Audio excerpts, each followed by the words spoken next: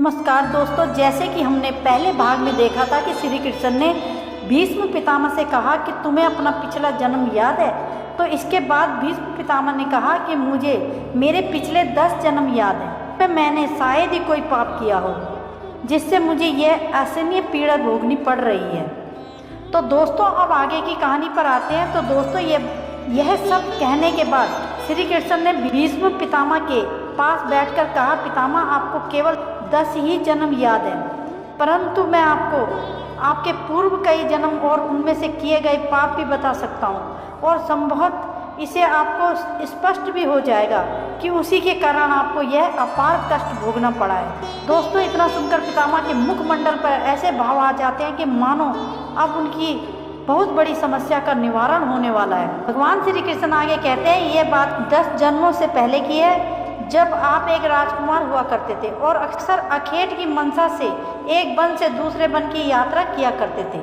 ऐसे में एक दिन जब आप एक वन से गुजर रहे थे तब आपके रास्ते में एक सर्प आ गया था।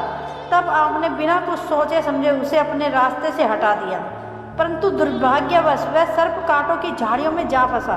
वह झाड़ियों में जितना अधिक निकलने का प्रयास कर रहा था उतने ही कांटे उसे पीठ पर चुभ रहे थे और बार बार जकड़ रहे थे और इस प्रकार से वह सांप लगभग 18 दिन तक उसी कष्टदायक अवस्था में जीवित रहा। और उसी दौरान उसने ईश्वर से यह प्रार्थना की कि जिस तरह से मैं तड़प तड़प कर मृत्यु को प्राप्त हो रहा हूँ, ठीक उसी प्रकार से उस राजकुमार को भी मृत्यु प्राप्त होनी चाहिए। अपने अपने प्राण त्याग दिए। इसी वजह से पितामह भीष्म आप अपने पाप का फल भोग रहे हैं। इतना सुनते ही पितामह के मन में एक नया प्रश्न जन्म ले लेता है। वह कहते हैं कि ये जगत गुरु कृष्ण, यदि ऐसा है तो फिर मैं अपने पूर्व के 10 जन्म बिना किसी कष्ट के बीते आखिर क्यों? मुझे उस पाप की सजा अगले जन्म में नहीं बल्कि इसी जन्म में मिली है। भगवान श्री कृष्ण कहते हैं उसके पीछे का मुख्य कारण पितामह यह है कि उन जन्मों में आपने कोई ऐसा कृत्य नहीं किया था जो पापी श्रेणी में आता था, इसलिए आपको उन जन्मों में उस सर्प का श्राप नहीं लगा। इतना सुनकर भीष्म पितामह ने कहा कि देवकी नंदन, आखिर मुझे ये बताओ कि इस जन्म में मुझसे क्या भूल हो गई जिसकी वजह से मुझे इतने पुराने श्राप को भोगना पड़ रहा है। इस पर भगवान श्री कृष्ण कहते हैं, पितामह इसमें भी कोई कहने वाली बात नहीं है, क्योंकि सत्य तो आपसे भी नहीं छुपा है, परंतु फिर भी यदि आप कहते हैं तो मैं आपको बता देता हूँ कि इस जन्म में आपने हस्तिनापुर की रक्षा करने का प्रण किया और साथ में ही उसका पालन भी किया, लेकिन फिर भी आपने हस्तिनापुर की गद्दी पर बैठने वाले उस अधर्मी और अल्प बुद्धि वाले घनघोर अत्याचारी दुर्योधन का साथ दिया। बस यही आपका पहला पाप की शुरुआत हुई थी।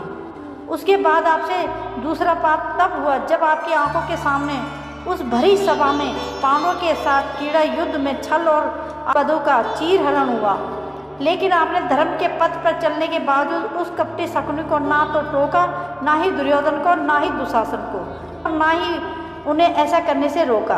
बस उन्हीं कुछ पापों के कारण आपके श्राप का श्रेय हो गया और पूर्व जन्म का वह पाप पुण्य से फिर से फलित हो गया। मानो कि अब उनके सारे कष्ट समाप्त हो गए। उन्होंने भगवान श्री कृष्ण का हाथ थाम लिया और कृष्ण ने भी पितामह को अपने हृदय से लगा लिया। उसके बाद जल्द ही सूर्यदेव उदय हो गए। तो माघ मास की शुक्ल पक्ष आ गया। तब भीष्म पितामह ने अपनी देह त्यागी और वह सदा सदा के लिए परमात्मा में विलीन हो गए।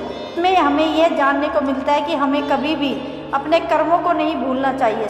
सदैव हमें अच्छे कर्म करने चाहिए, ना कि मन में किसी के लिए द्वेष भावना होनी चाहिए और ना ही अपने मन में किसी के लिए गंदे विचार। और पांडवों के बीच कुरुक्षेत्र में हुआ ये युद्ध 18 दिनों तक चला था। इस युद्ध में पहले 10 दिनों तक कौरवों की ओर से भीष्म पितामह सेनापति थे। अर्जुन ने शिखंडी को ढाल बनाकर भीष्म पर तीरों की वर्षा कर दी। अर्जुन के तीरों से छलने भीष्म पितामह बाणों की सैया पर आ गए, लेकिन भीष्म पितामह की मृत्यु नहीं हुई, क्योंकि उन्हें इच्छा मृत्यु का वरदान प्राप्त था अपनी देह का त्याग करने के लिए। पितामह भीष्म ने उसके उदय का इंतजार किया था। माघ माह की अष्टमी के दिन उन्होंने अपनी देह का त्याग किया था। मास की अष्टमी तिथि को भीष्म अष्टमी मनाई जाती है। इस दिन सूर्य देव उत्तरायण होते। इसी दिन महाभारत के बाद 8 दिनों तक बाणों की सैया पर लेटे रहे। भीष्म पिता ने अपनी देह का त्याग किया था। भीष्म पितामह को इच्छा मृत्यु का वरदान प्राप्त था। यह वरदान भीष्म को उनके पिता ने दिया था। वैसे दोस्तों, आपको ये जानकारी कैसी लगी कमेंट करके हमें ज़रूर बताएं। और यदि आप लोग भी भगवान श्री कृष्ण जी को सच्चे दिल से मानते हैं तो इस वीडियो को लाइक और हमारे चैनल को सब्सक्राइब जरूर करें। धन्यवाद।